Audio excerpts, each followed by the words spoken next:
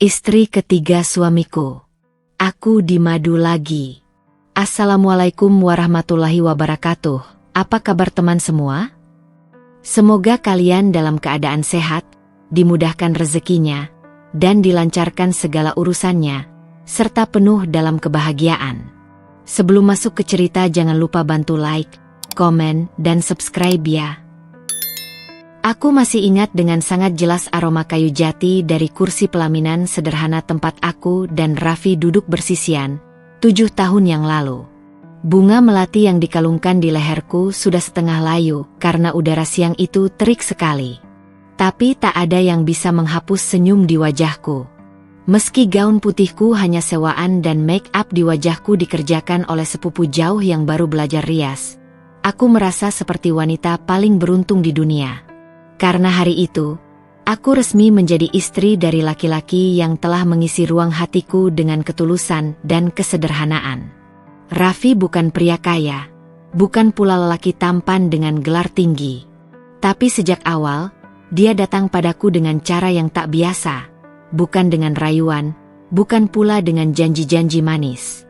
Ia datang dengan niat, dengan kerja keras yang nyata, dan dengan semangat hidup yang membuatku percaya bahwa bersamanya, aku tak akan pernah merasa sendiri. Kami bertemu saat sama-sama bekerja paruh waktu di gudang toko buku. Ia membantu mengangkat kardus-kardus berat berisi novel-novel lama, sementara aku bertugas mengecek dan membersihkan sampul-sampul yang mulai berdebu. Dari pertemuan-pertemuan singkat itulah aku tahu bahwa dia bukan hanya pekerja keras, tapi juga pendengar yang baik. Awal pernikahan kami jauh dari kata nyaman. Kami tinggal di kontrakan kecil berukuran 4x6 meter. Hanya terdiri dari satu kamar, dapur sempit, dan kamar mandi yang bocornya tak pernah kunjung selesai diperbaiki. Atap rumah kami sering bocor, terutama saat hujan besar turun. Raffi harus naik ke atap dengan membawa ember dan tambalan plastik seadanya, sementara aku menadahi air dengan baskom bekas. Tapi anehnya, dalam kondisi sesulit itu, aku justru merasa paling bahagia. Kami sering tertawa di balik kesulitan-kesulitan itu. Kami saling menghibur saat keuangan menipis, dan saling menyemangati saat pekerjaan terasa berat. Pernikahan kami dibangun dari batu bata pengertian. Setiap hari adalah belajar. Belajar menurunkan ego, belajar berbagi lelah, belajar memaafkan, belajar bersyukur. Aku tahu betul bahwa hidup ini tak selalu sesuai harapan. Tapi selama aku bersama Raffi, segalanya terasa bisa dihadapi. Ia tak pernah membentakku, bahkan saat aku menangis tanpa alasan karena lelah. Ia tak pernah merendahkanku, meski aku hanya membawa sedikit tabungan saat kami menikah.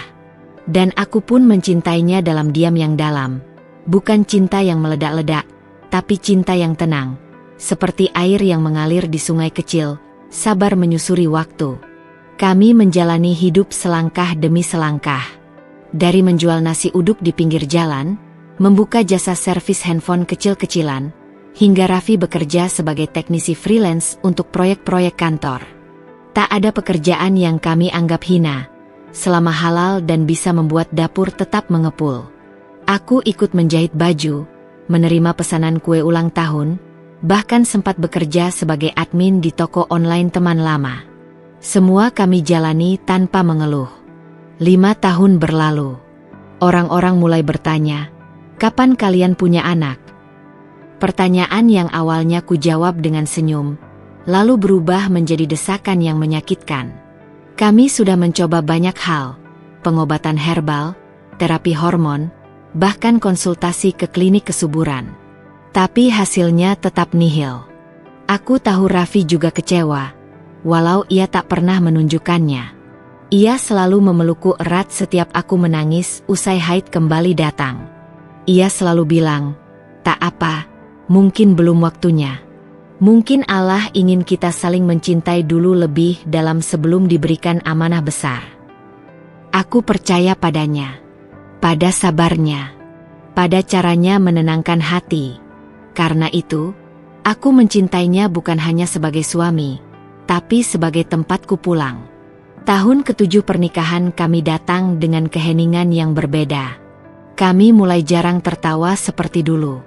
Aku sibuk dengan pekerjaan di rumah.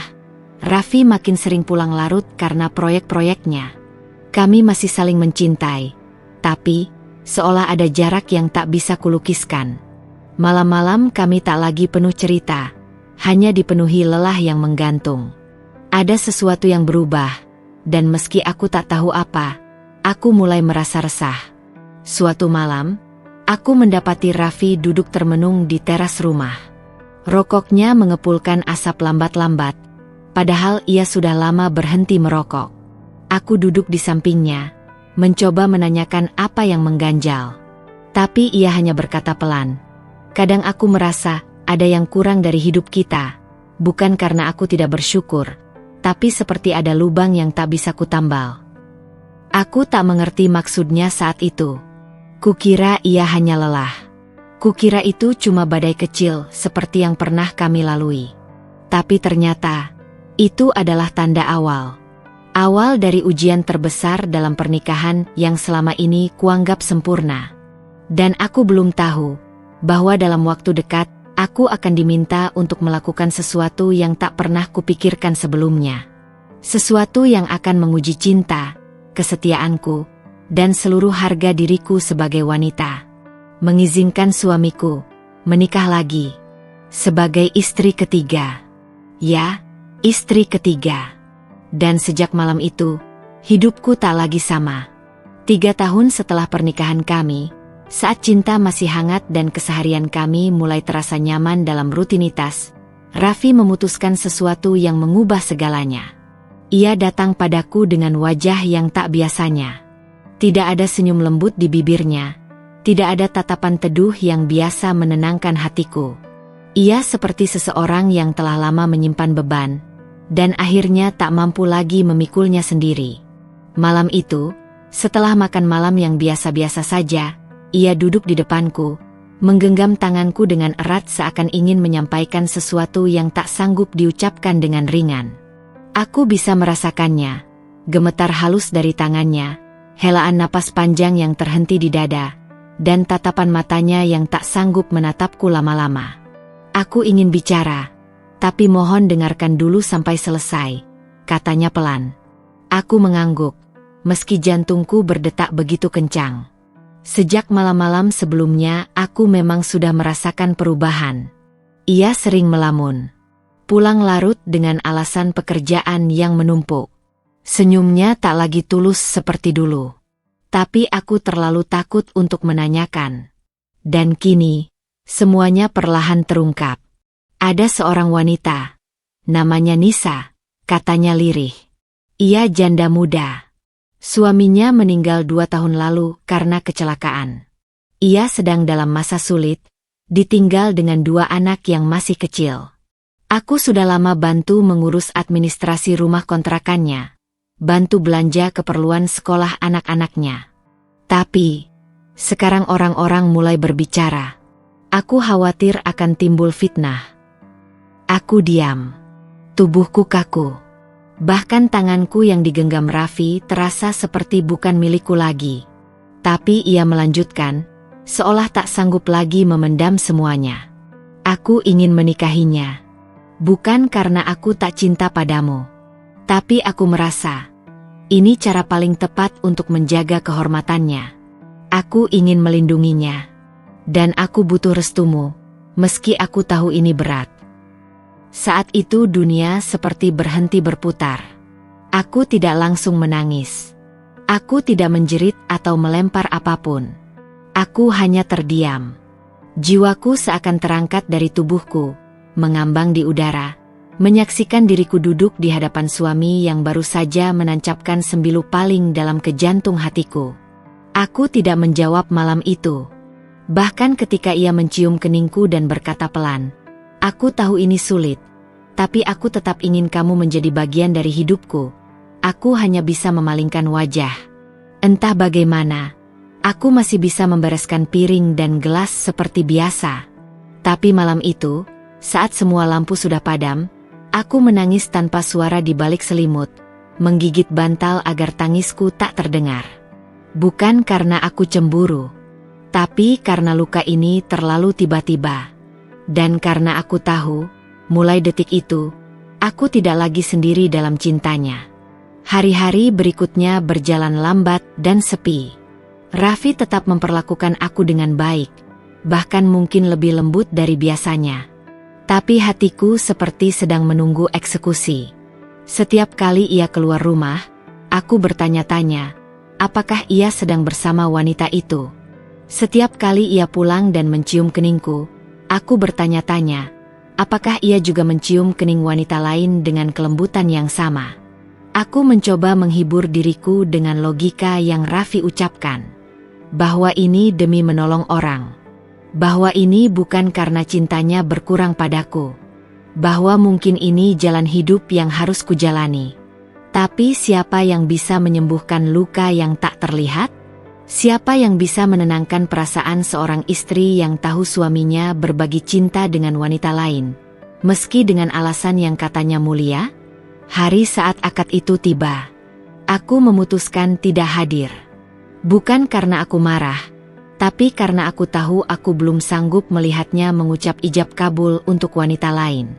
Aku hanya duduk sendiri di kamar, sambil mendengar gema suara dari masjid kecil 2 rumah dari tempat kami tinggal. Aku tahu di sanalah Raffi mengucap janji barunya. Aku tahu, sejak hari itu, aku tak lagi satu-satunya. Aku tidak ingin membenci Nisa. Dari cerita Raffi, dia adalah wanita yang baik dan sederhana. Tapi tetap saja, rasanya seperti melihat sepotong hatiku dicabut dan diberikan pada orang lain. Aku mulai menata diriku lagi, berusaha membiasakan diri menyebut Nisa sebagai istrinya juga. Berusaha menerima bahwa rumah ini kini milik 2 hati perempuan yang berbagi satu lelaki yang sama. Raffi mencoba adil. Ia membagi waktunya, membagi kasihnya. Tapi apapun yang ia lakukan, luka di hatiku tak bisa sembuh begitu saja. Sebab luka ini bukan karena ia menyakitiku secara sengaja. Luka ini datang dari cinta yang terlalu dalam, yang kini harus dibagi dengan orang lain. Malam-malamku sunyi. Aku sering berbicara sendiri, berdialog dalam hati. Kalau benar ini jalan terbaik, kenapa begitu sakit? Tapi jawaban itu tidak pernah datang. Hanya kesunyian yang semakin pekat, dan kesedihan yang tak berteriak namun perlahan menggerogoti jiwaku. Aku masih di sini, masih mencintainya. Tapi sejak saat itu, ada bagian dari diriku yang mati perlahan.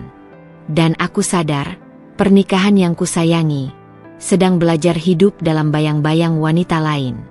Kehadiran istri kedua, Mira, mengubah segalanya. Meski Raffi selalu bilang bahwa cintanya padaku tak berubah, bahwa aku tetap menjadi rumah pertamanya, kenyataan berbicara lain. Ada sesuatu yang tak lagi sama. Sesuatu yang hanya bisa dirasakan, tapi sulit dijelaskan. Dan luka itu tumbuh pelan-pelan, diam-diam, menggerogoti hatiku dari dalam. Aku mulai merasakan perubahan kecil. Dulu, saat Raffi pulang kerja, ia selalu memanggil namaku dari pintu, membawa senyum lelah tapi hangat. Kini, kadang ia hanya mengetuk pelan, kadang bahkan langsung masuk tanpa suara. Dan ketika ia di rumah, pikirannya seolah tak sepenuhnya ada di sini. Wajahnya sering termenung, matanya kadang kosong, seperti sedang berada di tempat lain. Dan aku tahu, tempat itu bernama Mira. Mira tinggal di rumah kontrakan yang tidak jauh dari kami, hanya berjarak 2 gang. Awalnya Raffi mencoba bersikap adil. 3 hari di sini, 3 hari di sana. Tapi jadwal itu lebih sering berubah daripada ditepati. Jika anak-anak Mira sakit, ia akan bermalam lebih lama. Jika ada kebutuhan mendesak, ia akan menunda waktunya pulang. Dan aku, yang diam-diam menghitung hari seperti anak kecil menandai kalender, hanya bisa menatap pintu yang tak kunjung terbuka. Aku tak pernah membenci Mira. Bahkan aku tak punya cukup energi untuk membencinya. Aku hanya terlalu sibuk berusaha berdamai dengan perasaanku sendiri. Luka ini tidak memar, tidak berdarah. Tapi ia ada. Mengeras di dada. Menyiksa di malam-malam yang dingin. Aku tidur memeluk bantal, berdoa sambil menatap langit-langit, bertanya dalam hati, apa aku tak cukup baik sebagai istri? Tapi jawaban itu tak pernah datang. Yang datang hanya kesepian. Keluarga besar mulai mencium aroma yang berbeda. Kakak perempuanku, Mbak Ratih, pernah datang dan bertanya dengan nada sinis. Masih bisa sabar? Masih bisa tidur satu atap dengan suami yang berbagi hati begitu? Aku hanya tersenyum hambar. Karena bagaimana bisa aku menjelaskan bahwa kesabaranku bukan karena lemahnya aku, tapi karena dalam diriku masih tersisa harapan kecil, bahwa rumah tangga ini bisa bertahan. Bahwa aku bisa menahan luka ini, meski setiap hari terasa seperti menelan kaca. Aku mencoba menyibukkan diri. Menjahit lebih banyak, menerima pesanan kue lebih sering, bahkan ikut pengajian rutin di masjid ibu-ibu kampung, hanya agar aku tidak duduk sendiri di rumah, menatap dinding kosong dan berandai-andai tentang apa yang sedang mereka lakukan di sana. Tapi tetap saja, ada saat-saat di mana suara tawa dari dapur tak bisa kuhasilkan sendiri. Di mana aku duduk di kursi makan, menatap dua piring yang tak terisi karena tak ada yang menemaniku makan. Raffi tetap perhatian. Ia tak pernah lupa membelikanku bunga mawar kecil di hari ulang tahunku. Ia tetap menanyakan kabar lewat pesan singkat saat sedang di rumah Mira. Tapi perhatian itu terasa seperti formalitas. Seperti sekadar pelipur lara, bukan dari cinta yang utuh. Dan itu jauh lebih menyakitkan. Karena aku tahu, ia sedang berusaha membagi dua hatinya. Dan aku bisa merasakan, separuh darinya perlahan menjauh dariku. Puncaknya terjadi di malam Jumat. Hari yang seharusnya menjadi malam giliran kami. Aku memasak ayam kesukaannya, mengganti sprei baru, bahkan memakai baju tidur yang dulu pernah ia bilang membuatku terlihat manis. Tapi malam itu, ponselnya hanya mengirim pesan singkat. Sayang, maaf, aku tidak bisa pulang malam ini. Mira sakit kepala berat. Aku harus temani dia dulu. Besok pagi aku ke sana ya. Hanya satu pesan. Tanpa penjelasan panjang. Tanpa tanya balik, kamu tidak apa-apa. Saat itulah aku merasa seperti benda yang ditaruh di rak. Ada, tapi tak lagi diperhatikan. Aku duduk di ranjang, menatap ayam goreng yang mulai dingin di meja. Suara azan Isya terdengar jauh, tapi aku tak mampu berdiri untuk salat. Rasanya seperti tubuhku kosong. Air mataku mengalir pelan, bukan karena satu kejadian, tapi karena semua yang kupendam selama ini tumpah tanpa bisa ditahan lagi. Luka ini tak pernah terlihat. Tak ada yang tahu. Orang-orang hanya melihat aku tersenyum saat keluar rumah, mendampingi Raffi di beberapa acara, tertawa sopan saat ditanya soal istri kedua. Tapi tak ada yang tahu malam-malamku yang sepi, pelukanku yang berakhir dengan air mata, dan doa-doa yang menggigil minta dikuatkan. Kadang aku bertanya, apakah aku terlalu lemah? Apakah aku bodoh karena tetap bertahan? Tapi malam itu, saat aku sujud dalam sepi dan hanya Allah yang menjadi saksi, aku sadar satu hal, aku bukan lemah. Aku hanya terlalu mencintai rumah tangga yang dulu kami bangun dari nol. Terlalu berharap bahwa cinta bisa tetap utuh meski harus dibagi. Namun cinta yang dibagi, ternyata tak pernah benar-benar adil. Dan luka yang tak terlihat, justru yang paling sulit disembuhkan. Setiap orang memujiku dengan kata-kata yang selalu sama. Kamu kuat sekali. Kalimat itu diucapkan dengan kagum, seolah-olah kesabaran yang kutunjukkan adalah anugerah langka. Aku hanya tersenyum, mengangguk kecil, dan menjawab, Insya Allah. Tapi mereka tidak tahu, aku bukan kuat. Aku hanya terlalu sering memendam. Setiap malam, ketika pintu rumahku tutup rapat dan lampu-lampu mulai padam, aku berubah menjadi diriku yang sebenarnya. Bukan istri yang sabar. Bukan wanita yang tegar. Tapi perempuan biasa yang duduk memeluk lutut di sudut ranjang, memandang kosong ke arah dinding, dan bertanya dalam diam, sampai kapan aku harus merasa sendiri dalam pernikahanku sendiri? Air mata sudah menjadi teman lama.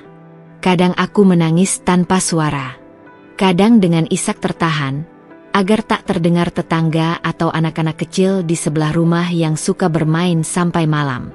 Aku menangis bukan karena cemburu, bukan karena tidak rela, tapi karena rasa sepi itu semakin menghimpit, dan tidak ada tempat untukku bercerita. Bahkan pada Raffi, aku tak tahu harus mulai dari mana. Bagaimana aku bisa menjelaskan pada suamiku sendiri bahwa setiap kali ia menyebut nama Mira atau tertawa saat bercerita tentang anak tirinya yang lucu, hatiku terasa seperti diremas? Aku tidak bisa menyalahkan mereka. Mira tidak pernah bermaksud menyakitiku. Anak-anak itu bahkan tidak tahu aku ada. Tapi kenyataan bahwa Raffi kini memiliki dunia lain yang tak bisa kusentuh, itu cukup untuk membuatku merasa asing di dalam rumahku sendiri. Setiap pagi aku bangun lebih awal, menyiapkan sarapan, menyapu halaman, dan memastikan semuanya rapi sebelum aku keluar rumah. Di luar, aku tetap tersenyum, menyapa tetangga, membantu pengajian, mengantar kue pesanan ke warung. Semua melihatku sebagai istri salihah yang sabar, yang menerima takdir dengan lapang dada. Padahal hatiku hancur berkeping-keping. Tapi aku tak pernah membiarkan satu pecahannya pun jatuh di hadapan orang lain. Aku menyimpan semuanya sendiri. Setiap perih, setiap rindu yang tak berbalas, setiap malam yang dingin tanpa pelukan. Aku belajar berdialog dengan diriku sendiri, dengan cermin di kamar mandi, dengan suara air keran yang menetes. Kadang aku menulis di buku harian kecil, lalu merobek halamannya dan membuangnya di tong sampah karena takut Raffi membacanya. Aku tidak ingin ia merasa bersalah, tidak ingin membuatnya tertekan. Jadi aku simpan semuanya rapat-rapat. Luka-luka itu, seperti abu yang perlahan menumpuk di dalam dada. Aku berdoa. Itu satu-satunya tempat aku bisa jujur seutuhnya. Dalam sujud, aku menceritakan semuanya. Tanpa perlu ditahan, tanpa takut dinilai lemah. Aku menangis di sajadah yang sama, malam demi malam, dengan doa yang tak berubah. Ya Allah, jangan buat hatiku menjadi keras. Jangan ubah kesedihanku menjadi kebencian. Jadikan aku wanita yang tetap penuh kasih, meski dalam luka. Dan aku merasakan itu, bahwa yang membuatku masih bisa bertahan, bukan karena aku kuat, tapi karena Allah belum mencabut kelembutan dalam hatiku. Aku masih bisa menyayangi Raffi, meski ia mencintai wanita lain. Aku masih bisa menyiapkan teh hangat untuknya, meski aku tahu ia baru saja kembali dari pelukan yang lain.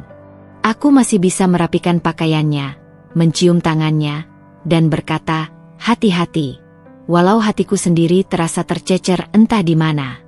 Tapi ada hari-hari di mana aku merasa hampir runtuh. Seperti hari itu, saat aku sedang di dapur dan tanpa sengaja menjatuhkan cangkir kesukaan Raffi, yang dulu kubelikan dari hasil uang lembur. Pecahannya berhamburan di lantai, dan aku terduduk di tengah-tengahnya. Aku memungut serpihannya satu persatu, pelan-pelan, lalu tak kuasa menahan tangis. Bukan karena cangkir itu, tapi karena aku merasa, itulah aku, retak, pecah, tak utuh lagi, dan tak bisa dikembalikan seperti semula. Tapi meski begitu, aku tetap bangkit, menyapu pecahan itu, membuangnya, lalu kembali menyelesaikan pekerjaan rumah seperti biasa. Karena itulah hidupku sekarang, berjalan dalam luka yang tak terlihat. Menjaga senyum di bibir agar tak ada yang tahu bahwa hatiku sudah lama nyaris habis. Malam-malamku tetap sunyi. Tapi aku tidak lagi memintanya untuk berubah. Aku hanya memohon agar aku tidak kehilangan hatiku sendiri. Bahwa aku tetap bisa menjadi manusia, bukan robot yang terus melayani tanpa jiwa. Aku tahu, mungkin orang akan terus menyangka aku wanita kuat. Tapi biarlah. Karena kekuatan yang mereka lihat, sejatinya adalah cara Tuhan menutupi kesedihan yang kupeluk sendiri setiap malam. Malam itu, angin bertiup lembut dari jendela kamar.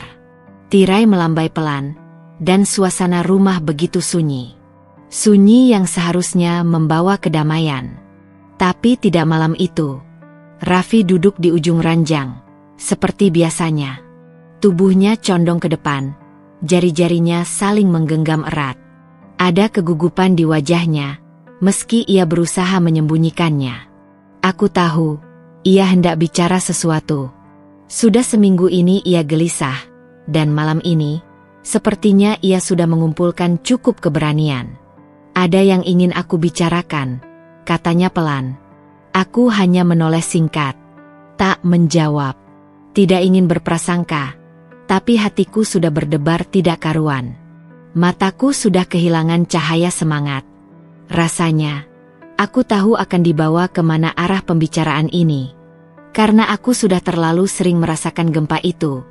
Datang pelan, tapi mengguncang isi dada hingga roboh seluruhnya. Raffi menarik napas panjang. Aku bertemu dengan seseorang. Dek. Namanya Liana. Dia janda. 2 anak.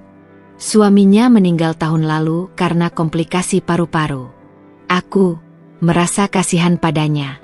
Dan aku ingin menikahinya. Aku menunduk. Tidak terkejut. Tapi tetap saja, dada ini seperti ditusuk perlahan dari dalam.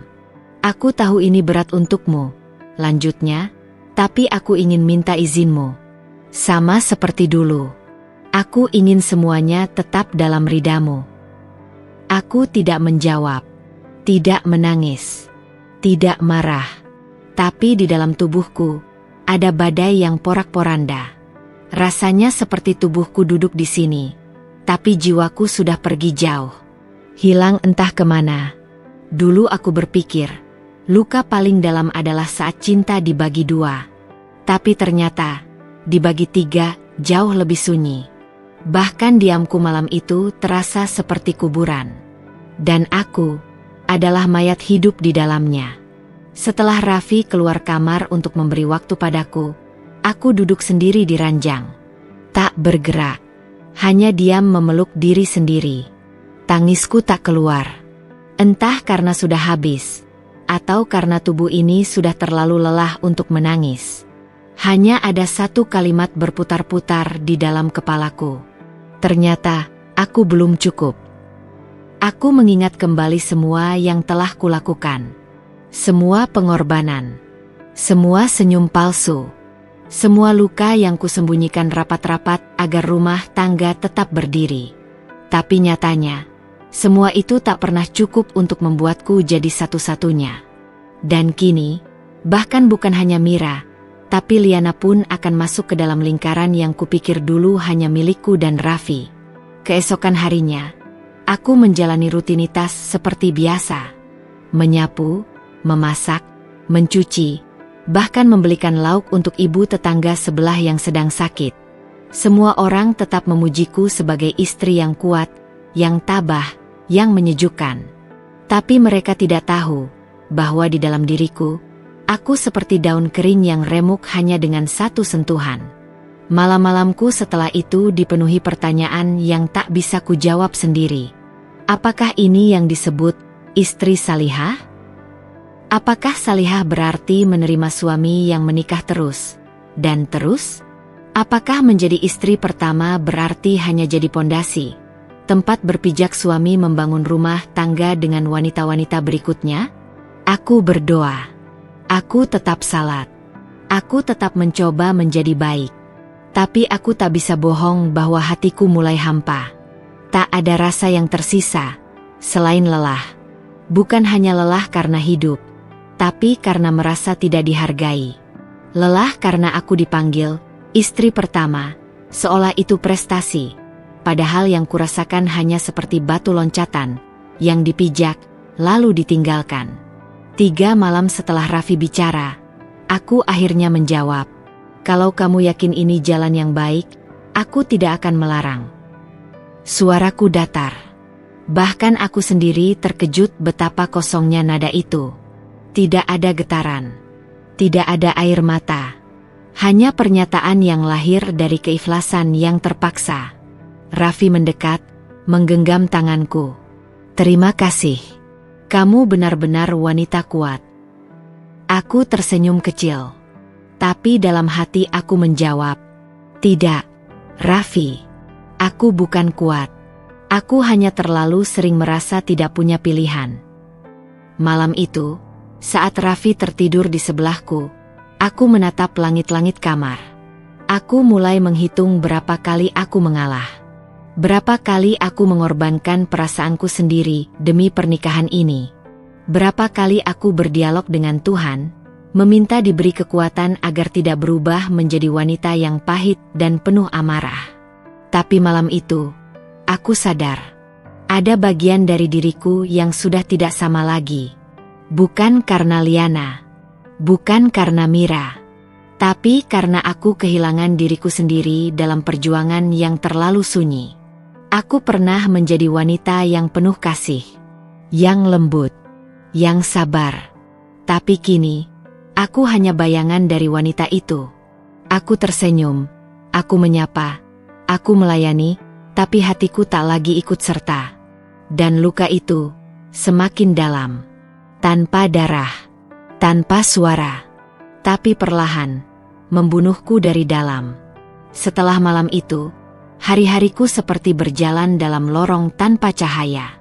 Aku bisa mendengar suara-suara di sekelilingku, anak-anak bermain, ibu-ibu bercengkerama di warung, suara motor lewat di depan rumah. Tapi semuanya terasa jauh, samar, seperti aku hidup dalam dunia yang tak lagi nyata. Sejak Raffi menyampaikan keinginannya menikahi Liana, pikiranku tidak pernah benar-benar tenang. Aku seperti hidup dalam dua tubuh, satu yang tersenyum dan bergerak, satu lagi yang terkubur diam-diam di dalam dada. Aku mulai sering duduk sendiri berjam-jam tanpa melakukan apa-apa. Kadang sambil memegang mukena, tapi tak kunjung berdiri untuk salat. Kadang di dapur, memegang sendok sayur tanpa benar-benar memasak. Kepalaku sibuk berdebat dengan hatiku. Apa aku ini bodoh? Atau terlalu baik? Kenapa aku tidak marah saja? Kenapa aku tak pergi? Kenapa aku tetap tinggal di sini? Di rumah yang perlahan terasa seperti asing bagiku sendiri? Aku mencoba mengingat lagi apa arti cinta. Dulu, cinta adalah saat Raffi menggenggam tanganku di pelaminan. Cinta adalah saat kami makan nasi sisa semalam sambil tertawa karena garamnya kebanyakan. Cinta adalah saat kami saling memeluk di malam hujan karena genteng bocor dan kami hanya punya satu selimut tipis. Tapi sekarang, cinta itu berubah bentuk. Ia tidak lagi hangat. Ia tidak lagi membuatku tersenyum. Cinta sekarang adalah diam. Menyembunyikan luka. Menyimpan sesak. Menjadi bayangan dalam hidup suami yang kini berbagi hari dengan wanita-wanita lain. Lalu aku bertanya dalam hati, masihkah ini cinta? Atau hanya kebiasaan yang kubungkus dengan nama keikhlasan? Aku berpikir, mungkin aku memang terlalu lemah. Terlalu penakut untuk memilih jalan keluar. Aku tahu ada banyak perempuan yang memilih pergi ketika hatinya dilukai. Tapi aku tidak. Aku tetap di sini. Menyapu lantai yang sama. Menanak nasi yang sama. Menjahit luka-luka dalam diam. Bukan karena aku tak mampu pergi, tapi karena aku belum menemukan alasan kuat untuk meninggalkan. Atau karena aku takut tak ada lagi yang tersisa dariku kalau aku melepaskan semua ini. Tapi di sisi lain, ada suara dalam diriku yang berkata, mungkin bukan lemah. Mungkin justru karena aku kuat. Karena tidak semua orang mampu mencintai tanpa syarat. Tidak semua perempuan bisa tersenyum meski tahu hatinya hanya diberi sepertiga ruang. Tidak semua istri bisa tetap mendoakan kebahagiaan suaminya meski tahu dirinya bukan lagi satu-satunya. Itu kekuatan. Kekuatan yang sunyi. Yang tak dikenali banyak orang. Yang tidak diberi penghargaan. Aku pernah membaca dalam sebuah buku bahwa cinta sejati tidak selalu berarti memiliki. Kadang cinta sejati justru melepaskan. Tapi aku tak pernah melepaskan Raffi. Dan anehnya, aku pun tak pernah benar-benar menggenggamnya lagi. Aku hanya berdiri di tengah, menjadi penonton dalam rumah tanggaku sendiri. Perang itu terus terjadi dalam diriku. Antara ingin bertahan atau menyerah.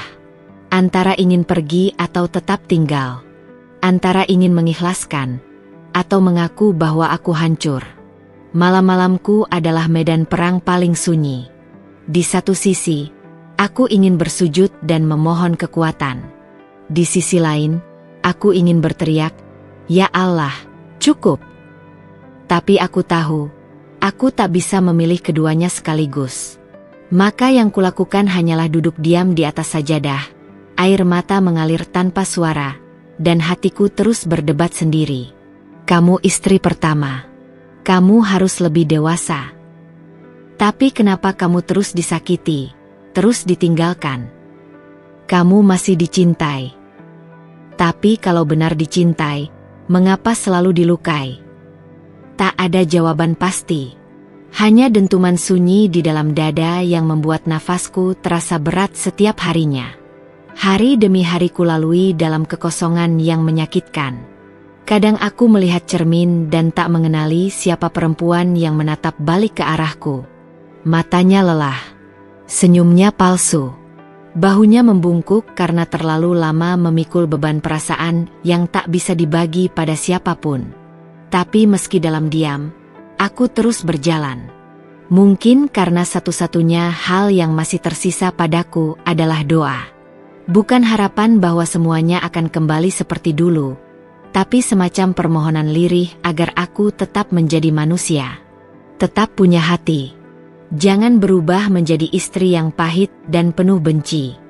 Jangan menjadi wanita yang menyimpan dendam dalam cinta. Aku tak ingin seperti itu. Aku ingin, meski penuh luka, hatiku tetap bisa berdoa untuk mereka.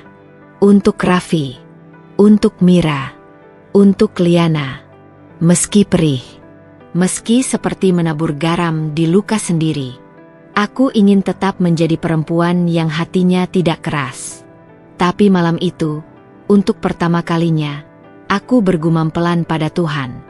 Kalau memang aku harus terus mengalah, tolong beri aku satu hal saja. Tolong jangan biarkan aku kehilangan diriku sendiri. Aku tak pernah membayangkan akan duduk berhadapan langsung dengan wanita yang akan menjadi istri ketiga suamiku. Dalam pikiranku, pertemuan itu selalu berakhir buruk. Penuh kecanggungan, kemarahan, atau setidaknya tatapan dingin yang menyimpan persaingan diam-diam. Tapi hari itu, segalanya terjadi dengan cara yang tak pernah kuperkirakan. Raffi yang mengatur pertemuan ini. Katanya, "Aku ingin kalian saling mengenal. Aku tak ingin ada salah paham. Liana ingin bertemu denganmu, bukan untuk menyakiti, tapi karena ia sangat menghormatimu." Aku mengangguk, tak menjawab, tak juga membantah. Entah karena aku sudah terlalu lelah, atau karena hatiku memang sudah pasrah. Siang itu, aku datang ke sebuah rumah kontrakan sederhana di pinggir kota. Rumah Liana. Tidak besar, tidak istimewa, tapi tampak bersih dan rapi. 2 pasang sandal anak-anak tergeletak di depan pintu. Saat kulihat, hatiku tersentak. 2 pasang sandal kecil itu menjadi bukti nyata bahwa 2 nyawa kecil sudah lebih dulu hidup dalam dunia yang akan segera kuhadapi juga. Liana membukakan pintu. Dia tidak seperti yang kubayangkan. Bukan wanita muda dengan pakaian modis dan wajah cantik mencolok. Ia sederhana. Sangat sederhana. Mengenakan gamis polos berwarna krem dan kerudung abu-abu tua. Wajahnya tirus. Ada kantung mata yang tak bisa disembunyikan. Dan tatapan matanya langsung merenduk saat melihatku. "Assalamualaikum," katanya pelan. "Waalaikumsalam," jawabku, sedikit gugup. Ia mempersilahkanku masuk. Kami duduk di ruang tamu kecil. Tak banyak furnitur. Hanya kursi kayu panjang dan meja kecil dengan taplak yang sudah sedikit pudar warnanya.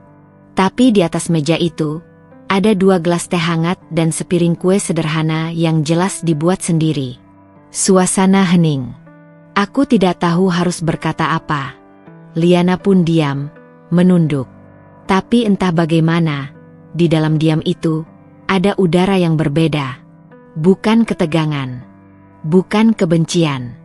Tapi seperti ada getaran rasa, yang saling mengerti, walau belum terucap. Akhirnya, Liana yang bicara lebih dulu. Terima kasih sudah datang. Maafkan saya kalau ini membuat Mbak tidak nyaman. Saya tidak pernah berniat merebut apapun.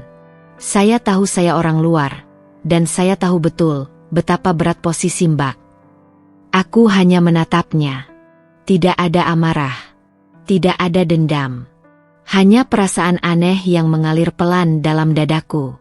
Karena saat aku menatap wajah Liana, aku melihat bukan musuh, tapi perempuan lain yang juga sama-sama memikul beban hidup. Liana melanjutkan, saya tidak minta dicintai. Saya hanya ingin hidup tenang. Anak-anak saya, mereka butuh sosok ayah. Bukan untuk menggantikan bapak mereka, tapi agar mereka tahu bahwa mereka tidak sendiri. Suaranya bergetar. Saya tidak ingin masuk ke rumah tangga Mbak. Saya tidak ingin membuat luka. Tapi ketika Raffi menawarkan pernikahan, saya tahu itu bukan karena dia ingin bersenang-senang. Dia ingin menolong. Saya hanya menerima tangan itu. Tapi saya tahu, tangan yang dijulurkan ke saya membuat hati Mbak terluka. Dan entah kenapa, saat itu air mataku mengalir begitu saja. Liana ikut menangis. Kami menangis dalam diam. Di ruang kecil itu, 2 perempuan yang mencintai lelaki yang sama, saling menunduk dalam kepedihan. Tapi bukan saling membenci. Justru sebaliknya, kami saling memahami. Aku tidak tahu kapan terakhir kali aku bisa menangis seperti itu. Bukan karena kesepian, bukan karena kemarahan, tapi karena rasa sesak yang akhirnya bisa dikeluarkan tanpa takut dinilai. Maaf ya, Mbak, kata Liana pelan. Bukan kamu yang harus minta maaf. Aku menjawab, kita ini sama-sama korban keadaan. Sama-sama ingin tetap jadi manusia. Kami berbincang cukup lama. Tentang masa lalu kami. Tentang anak-anaknya. Tentang rasa takut yang Liana alami sejak ditinggal suaminya. Tentang rasa kecewaku yang tak bisa selalu kujelaskan pada siapapun. Dan anehnya, semakin lama kami bicara, semakin terasa bahwa kami bukan 2 perempuan yang bersaing, tapi 2 perempuan yang saling merawat luka. Saat aku pamit pulang, Liana menggenggam tanganku. Erat. Hangat. Terima kasih, Mbak, karena sudah mau bertemu. Saya tahu ini mungkin tidak mudah, tapi saya akan berusaha tidak menyakitimu. Saya janji. Aku hanya bisa tersenyum.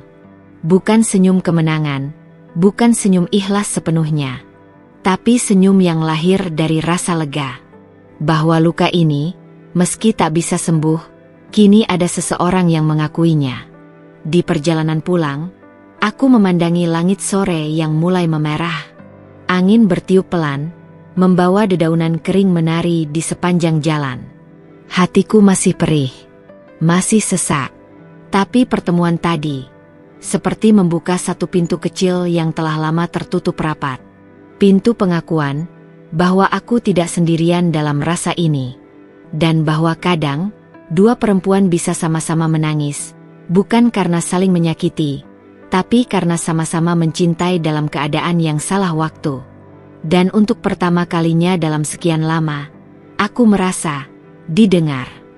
Hari itu langit mendung.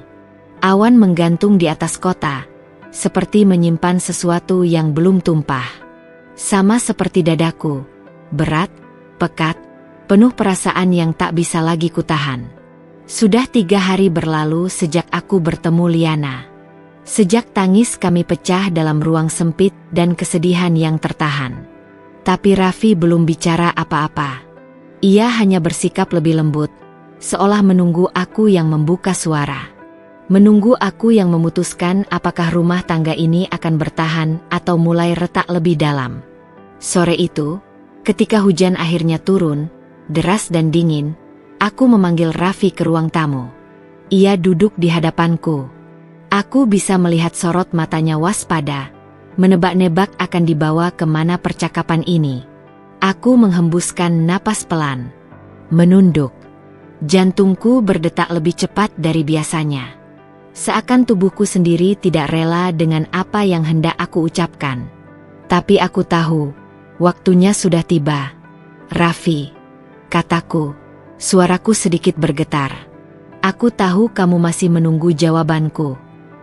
Ia mengangguk, pelan, nyaris tak terlihat.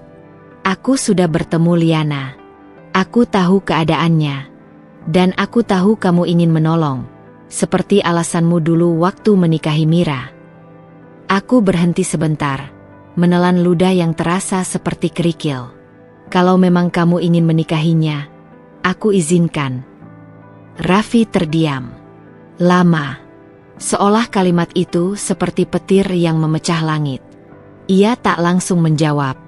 Ia hanya menatapku dengan mata yang basah, seperti tak percaya bahwa kata-kata itu keluar dari mulutku sendiri.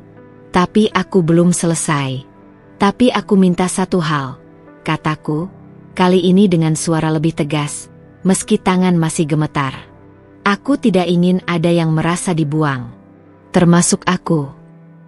Aku menatapnya langsung. Untuk pertama kalinya sejak lama, aku tidak menunduk, tidak menghindar, tidak pura-pura baik-baik saja. Kalau kamu benar-benar ingin menjalani ini, kamu harus adil. Bukan cuma membagi waktu, tapi juga membagi perhatian, membagi hati, membagi ruang. Aku sudah terlalu sering diam. Tapi kali ini, aku ingin kau tahu. Aku pun punya batas. Aku pun ingin merasa dibutuhkan. Bukan sekadar dikenang sebagai yang pertama. Raffi mengangguk pelan. Tapi aku bisa melihat tangannya meremas lututnya sendiri. Ia canggung, seperti ingin meraih tanganku, tapi ragu. Aku berjanji, katanya akhirnya. Aku akan berusaha seadil mungkin. Aku mengangguk. Tapi jauh di dalam hati, aku tahu, seadil apapun ia mencoba, rasa itu tak pernah benar-benar bisa dibagi rata. Cinta bukan angka, perhatian bukan hitungan, dan hati terlalu liar untuk dikendalikan jadwal. Tapi aku tidak mencari kesempurnaan. Aku hanya ingin dihargai, dikenali sebagai perempuan yang tetap memilih bertahan meski hatinya porak-poranda. Aku hanya ingin tidak diabaikan. Malam itu, setelah semua pembicaraan selesai, aku duduk sendiri di kamar, menatap keluar jendela. Hujan masih turun, dan lampu-lampu jalan mulai menyala. Aku memeluk tubuhku sendiri. Dingin. Tapi bukan karena cuaca, melainkan karena sebagian diriku terasa seperti baru saja disayat lagi. Aku telah mengizinkannya menikah lagi. Dengan Liana. Wanita ketiga. Dan entah kenapa, kali ini terasa lebih sunyi dari sebelumnya. Mungkin karena aku sudah tak lagi punya harapan untuk menjadi yang utama. Atau mungkin karena aku tahu, setelah ini, akan semakin sedikit ruang untukku. Mira pernah bilang padaku dalam satu kesempatan yang sangat singkat, "Kakak kuat sekali." Liana pun memelukku sambil berkata, "Saya tidak akan pernah bisa setabah Mbak." Tapi mereka tak tahu, aku tidak sekuat yang mereka lihat. Aku hanya terlalu sering memilih diam. Dan diam itu, perlahan membunuh isi hatiku. Tapi aku tetap di sini. Karena aku mencintai Raffi. Atau mungkin, karena aku terlalu takut kehilangan identitasku sebagai istri pertama. Perempuan yang dulu dipilih pertama kali. Tapi sekarang, pelan-pelan tergeser tanpa suara. Aku tahu jalan ini tidak mudah. Tapi aku sudah mengambil langkahnya.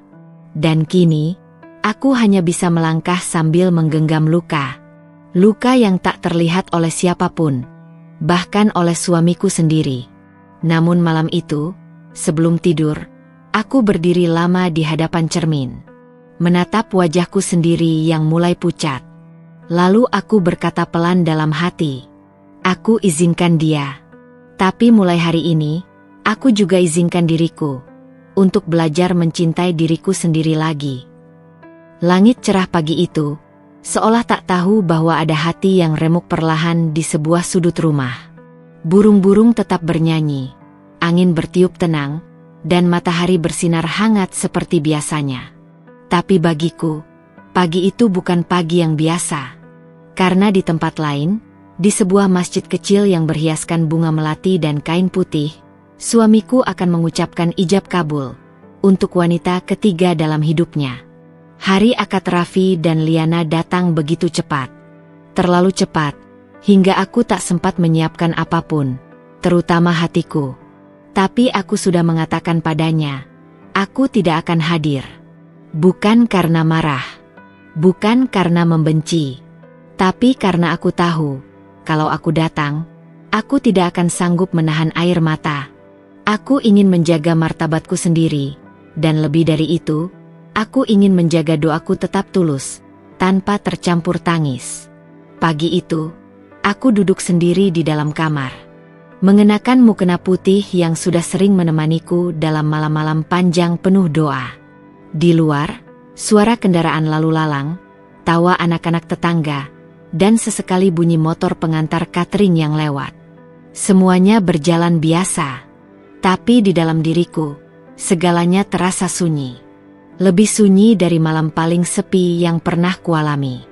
Aku menggelar sajadah, salat sunnah 2 rakaat. Lalu duduk lama dalam doa. Dalam setiap ucapan yang keluar dari bibirku, aku sebut nama Liana. Aku mohon pada Tuhan agar ia menjadi istri yang lembut, peneduh, dan membawa kebaikan dalam rumah tangga kami. Ya, kami. Meski hatiku terluka, aku masih ingin semua ini tetap bernama kami. Karena aku tak mau kehilangan lagi apa yang dulu kubangun dengan penuh cinta. Selesai berdoa, aku hanya duduk memeluk lutut di sudut kamar. Diam. Menunggu waktu berlalu. Menunggu kabar yang pasti akan datang. Menjelang sore, Raffi mengirim pesan. Sudah selesai. Alhamdulillah lancar. Doamu menjagaku hari ini. Terima kasih. Aku hanya membaca, tidak membalas, tidak juga menghapus. Hanya menatap layar ponsel dengan dada kosong. Bahkan air mata pun tak keluar. Rasanya hatiku sudah terlalu penuh, hingga tak ada ruang lagi untuk meluapkan apapun. Malamnya, saat aku sedang merapikan jemuran yang belum sempat kulipat, Mira datang. Diam-diam, tanpa suara. Ia berdiri di pintu dapur, hanya menatapku lama. Aku menoleh, dan ketika mata kami bertemu, kami berdua tahu, tak perlu kata apa-apa. Kesedihan itu sudah saling dipahami. Mira menghampiriku. Ia memelukku. Erat. Lama. Kak, bisiknya di bahuku. Hari ini berat, ya. Aku tidak menjawab. Tapi tubuhku yang semula tegar, perlahan bergetar. Air mata akhirnya jatuh. Bukan karena marah. Bukan juga karena cemburu, tapi karena untuk pertama kalinya, aku merasa, aku tidak sendiri. Mira tahu rasanya. Ia yang dulu datang sebagai istri kedua, kini merasakan hal yang sama sepertiku. Dan dalam pelukan itu, kami berdua menangis. Bukan karena membenci satu sama lain, tapi karena cinta yang terus dibagi ini, kadang terlalu berat untuk ditanggung sendirian. Kami duduk di lantai dapur, tanpa cahaya lampu, hanya diterangi sinar dari luar jendela. Mira menggenggam tanganku. Dulu aku berpikir, aku yang paling mengerti bagaimana rasanya dibagi. Tapi ternyata, kakak lebih dulu merasakannya. Lebih dalam, lebih sunyi. Aku hanya tersenyum pahit. Tapi kamu juga luka, Mir. Kita sama-sama luka. Kita sama-sama sedang bertahan. Malam itu, kami bicara pelan-pelan tentang rumah yang semakin penuh, tapi hati yang semakin sempit. Tentang perempuan-perempuan yang berusaha menguatkan satu sama lain, meski sama-sama tahu bahwa hati mereka tak lagi utuh. Ada bagian yang hilang. Bagian yang tak akan pernah kembali, sejak cinta tak lagi tunggal. Sebelum Mira pulang ke rumahnya, ia menatapku dan berkata, "Kakak tidak pernah sendiri. Kita ada." Bahkan kalau nanti Liana pun merasa tersisih, semoga dia tahu bahwa jadi istri bukan soal giliran, tapi soal hati yang tak bisa selalu utuh. Malam itu, aku duduk sendiri di kamar, menatap langit dari balik jendela. Hujan gerimis turun, dan di langit gelap itu, aku kembali berdoa. Ya Allah, aku ikhlas. Tapi tolong, jagalah hatiku agar tetap lembut. Jangan biarkan aku berubah menjadi wanita yang sinis atau membenci takdir MU. Biarlah luka ini Engkau lihat, agar aku tak perlu menjelaskan apa-apa kepada siapapun. Hari akad itu mungkin tak menyaksikan kehadiranku secara fisik, tapi hatiku ada di sana. Doaku berdiri di barisan paling depan. Dan meski sunyi, keikhlasanku berjuang keras untuk tetap hidup.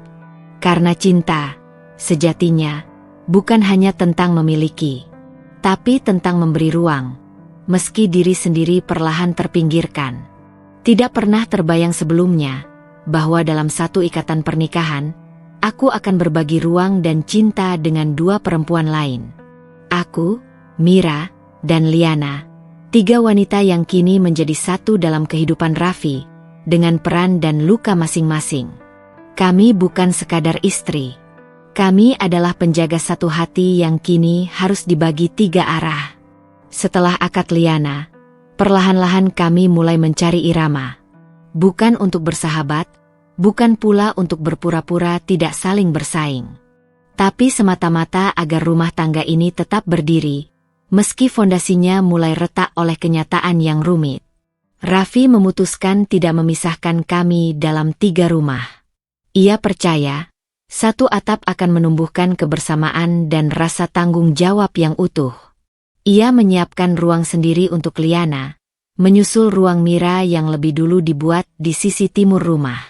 Sedangkan aku, tetap tinggal di kamar kami yang dulu, meski kini terasa seperti kamar kenangan, lebih banyak sunyinya daripada tawa. Hari-hari pertama penuh canggung. Kami saling menyapa, tapi kadang hanya sepatah dua. Aku dan Mira sudah terbiasa diam-diam saling mengerti.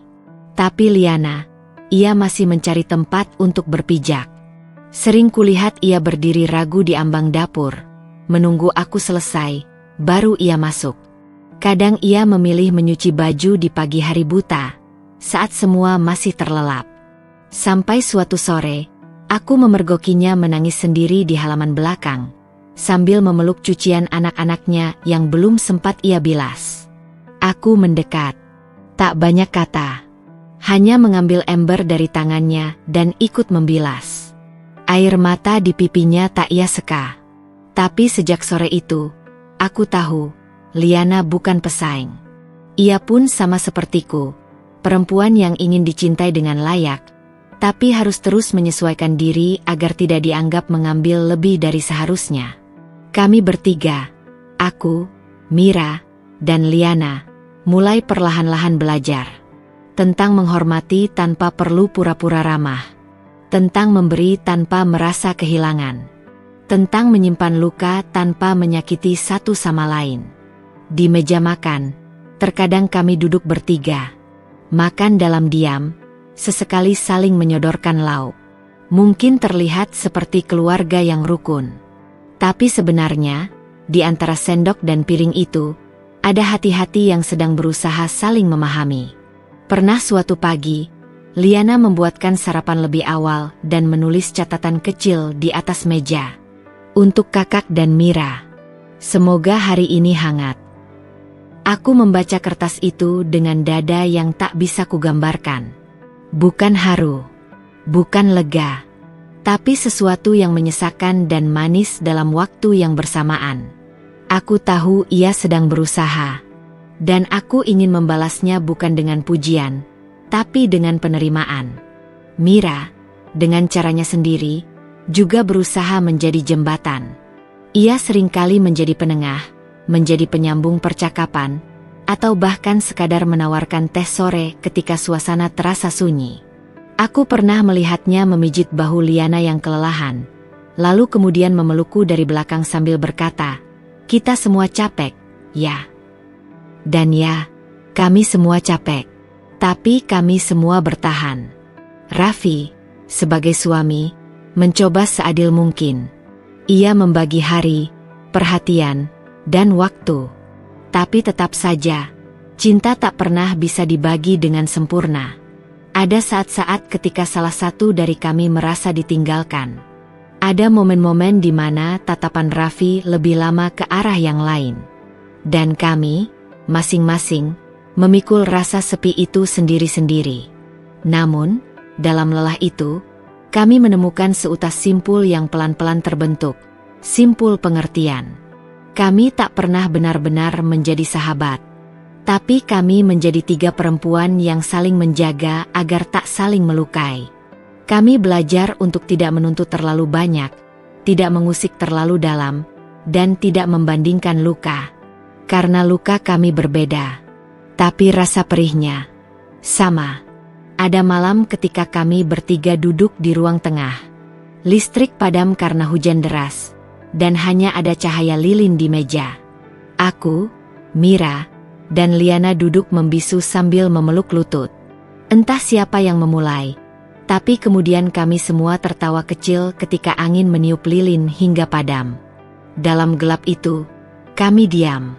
Tapi kehangatan perlahan muncul. Seakan kami tahu, hidup seperti ini, tak ada yang benar-benar menang. Tidak ada yang paling dicintai. Tidak ada yang paling berkorban. Yang ada hanyalah kami. 3 perempuan yang tetap memilih tinggal. Yang tetap memilih saling bertahan, meski hati masing-masing pernah dihancurkan oleh cinta yang sama. Dan malam itu, dalam sunyi dan gelap, aku berkata pelan dalam hati. Mungkin ini bukan bahagia yang kuimpikan. Tapi inilah kenyataan yang harus kuterima. Dan kalaupun aku harus tetap di sini, maka aku ingin tetap menjadi perempuan yang tidak kehilangan hatinya. Meski rumah ini tak lagi penuh milikku sendiri. Awalnya, kami pikir kami bisa bertahan. Bahwa setelah melalui begitu banyak luka, kami akhirnya bisa hidup berdampingan dengan tenang. Tapi hidup tidak pernah seramah harapan. Dan dalam perjalanan rumah tangga yang rumit ini, badai datang tanpa aba-aba. Cemburu, salah paham, dan lelah, bukanlah hal yang hilang begitu saja. Mereka hanya menunggu waktu, mencari celah untuk menyusup di antara kebisuan dan perhatian yang tidak merata. Hari itu, aku sedang menyetrika pakaian di ruang tengah ketika tanpa sengaja mendengar suara Mira dan Raffi dari dalam kamar. Mereka bicara pelan, tapi cukup dekat untuk kudengar nada tawa yang lembut, dan panggilan manja Mira pada suaminya. Aku diam. Setrika di tanganku berhenti bergerak. Bukan karena aku ingin mencuri dengar, tapi karena hatiku seketika berat. Seperti ada tangan yang mencengkeramnya kuat-kuat, membuat napasku sesak. Aku tahu mereka berhak memiliki momen mereka. Tapi tetap saja, sebagai istri yang pertama, ada rasa kehilangan yang tak bisa kutepis. Aku rindu menjadi satu-satunya. Aku rindu menjadi yang paling sering disebut namanya dalam doa. Tapi kini, aku hanya bagian dari 3 nama yang dibagi rata dalam rotasi hari dan malam. Lalu ada hari lain, ketika Liana mulai menunjukkan perubahan. Ia menjadi lebih pendiam, lebih cepat tersinggung. Ia menolak makan bersama, dan lebih sering menutup pintu kamarnya rapat-rapat. Aku mencoba mendekat, tapi ia hanya tersenyum tipis dan berkata, "Saya nggak apa-apa, Kak." Tapi aku tahu, ia menyimpan sesuatu. Hingga suatu malam, suara tangis anak Liana terdengar dari kamarnya. Aku segera menghampiri, dan mendapati Liana duduk di sudut ruangan sambil mengusap wajahnya sendiri. Wajah yang sudah lama menahan tangis. "Aku nggak kuat, Kak," katanya akhirnya. Aku nggak kuat lihat Raffi lebih sering senyum waktu bareng Mira. Aku tahu ini salahku. Aku nggak seharusnya cemburu. Tapi aku manusia. Aku duduk di sampingnya. Aku tak bisa berkata banyak, karena aku pun merasakan hal yang sama. Kami semua cemburu. Tapi tak satu pun dari kami bisa mengakuinya terlalu sering. Karena takut terlihat lemah, takut terlihat egois, takut dituduh tidak ikhlas. Dan memang, ikhlas itu bukan titik. Ia adalah proses yang kadang mundur, kadang berjalan, kadang berhenti di tengah jalan hanya untuk menangis dalam diam. Ketegangan pun sempat membuncah. Pernah suatu pagi, Liana memindahkan semua cucian ke ember lain tanpa bicara lebih dulu pada Mira. Hanya hal kecil. Tapi pagi itu, Mira meledak. "Kamu pikir kamu sendiri yang capek?" bentaknya, dan Liana menangis seketika. Aku masuk ke tengah mereka, berusaha menenangkan. Tapi hatiku sendiri gemetar. Aku tahu, ini bukan soal cucian. Ini soal akumulasi luka yang selama ini kami pendam tanpa tempat mengadu. Setelah kejadian itu, kami bertiga duduk di ruang tamu. Tak ada suami, tak ada anak-anak, hanya kami. Perempuan yang terlalu sering mengalah. Mira berkata lirih, "Aku capek. Kadang aku ingin lari. Tapi aku nggak tahu kemana." Liana menyambung, "Aku juga. Aku iri. Aku takut kehilangan. Aku takut dianggap istri yang salah masuk." Aku memejamkan mata, menahan tangis. Lalu berkata, "Aku juga capek. Tapi aku masih di sini. Karena aku tahu, bukan kita yang salah. Tapi keadaan ini terlalu berat untuk ditanggung sendiri." Kami saling menggenggam tangan. Untuk pertama kalinya, tanpa peran. Tanpa embel-embel siapa istri keberapa. Hanya 3 wanita yang sama-sama butuh dipeluk, sama-sama ingin dimengerti, dan sama-sama belajar bahwa cinta sejati bukan tentang merasa paling dicintai, tapi tentang terus memilih bertahan, meski tahu risikonya adalah terluka lagi dan lagi. Kami tahu, Raffi berusaha adil. Tapi dia bukan Tuhan. Ia pun lelah, bingung, dan kadang tak peka. Tapi kami tak bisa sepenuhnya menyalahkannya. Sebab, sejak kami memutuskan untuk bertahan, kami sadar, ini bukan hanya ujian baginya sebagai suami, tapi ujian bagi kami juga, sebagai perempuan yang dipilih untuk menempuh jalan cinta yang tak biasa. Setelah malam itu, kami membuat kesepakatan kecil. Bukan tentang giliran atau jatah, tapi tentang kejujuran. Kalau ada yang terluka, kami harus bicara. Kalau ada yang cemburu, kami harus saling menguatkan. Kalau ada yang lelah, maka 2 lainnya harus jadi sandaran. Kami tahu, itu tidak mudah. Tapi kami berusaha. Demi anak-anak yang mulai tumbuh dalam rumah yang ganjil tapi penuh doa. Demi Raffi, yang meski kadang membuat kecewa, tetap menjadi satu-satunya imam kami. Dan yang paling penting, demi hati kami sendiri, agar tidak mati di tengah jalan hanya karena rasa sakit yang dipendam sendirian. Cinta yang tak egois itu, ternyata bukan cinta yang selalu bahagia. Tapi cinta yang tetap memilih untuk tinggal, bahkan saat tinggal berarti harus merelakan sebagian diri. Dan aku masih bertahan, meski tidak selalu menang, meski tak selalu didengar. Tapi aku belajar bahwa kadang memeluk luka orang lain bisa membuat lukaku sendiri terasa lebih ringan. Musim telah berganti. Angin tak lagi sekencang dulu. Daun-daun yang sempat gugur kini mulai tumbuh kembali. Dan aku juga tumbuh. Bukan menjadi sosok baru, tapi menjadi diriku yang lain. Lebih tenang, lebih utuh, dan lebih tahu apa arti cinta. Bukan dari cerita dongeng, tapi dari luka yang kupelajari sendiri. Bertahun-tahun aku hidup sebagai istri pertama. Gelar yang dulu kupikir adalah lambang kemenangan.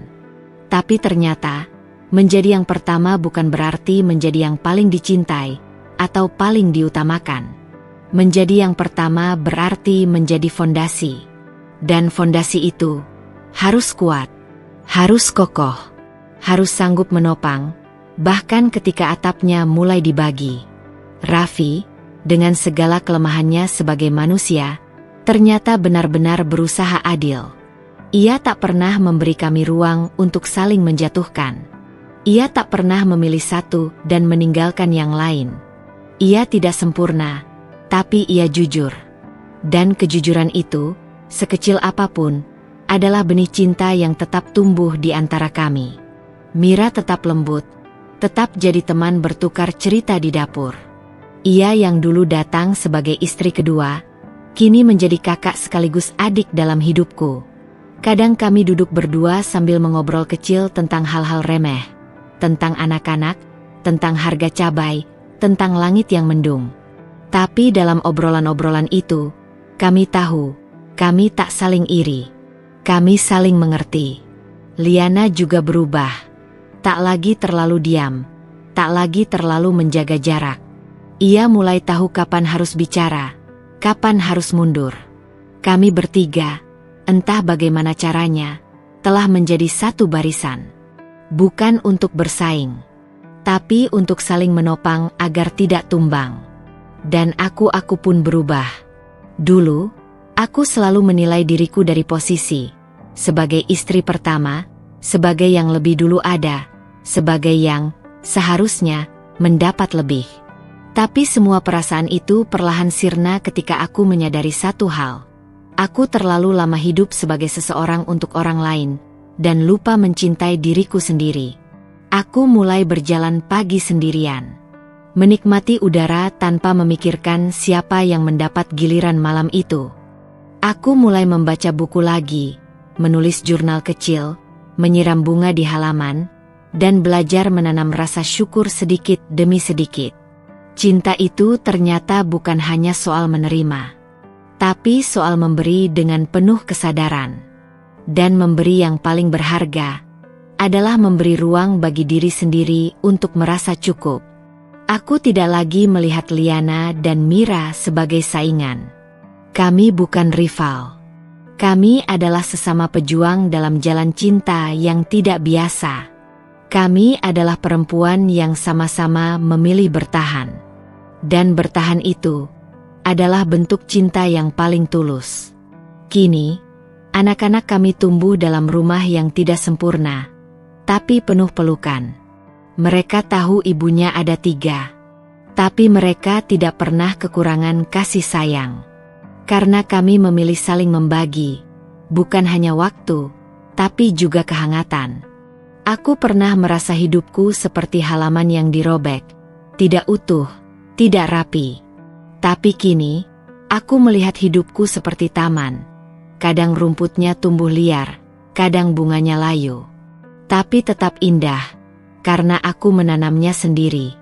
Dan cinta yang kupunya tak lagi bergantung pada seberapa besar Raffi mencintaiku, tapi pada seberapa besar aku mencintai diriku sendiri. Itulah cinta yang kutumbuhkan kembali, cinta yang tidak menuntut dimiliki, tapi cukup dengan saling menghidupi. Malam itu, di teras rumah, aku duduk bersama Mira dan Liana. Kami menatap langit. Raffi sedang bermain dengan anak-anak di dalam rumah.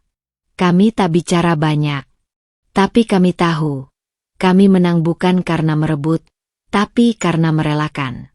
Kami kuat bukan karena tidak pernah cemburu, tapi karena terus memilih memberi meski sering terluka. Dan aku menatap langit malam sambil tersenyum pelan, lalu berkata dalam hati, aku bukan hanya istri pertama. Aku adalah perempuan yang memilih cinta. Bukan untuk dimenangkan, tapi untuk dibagikan.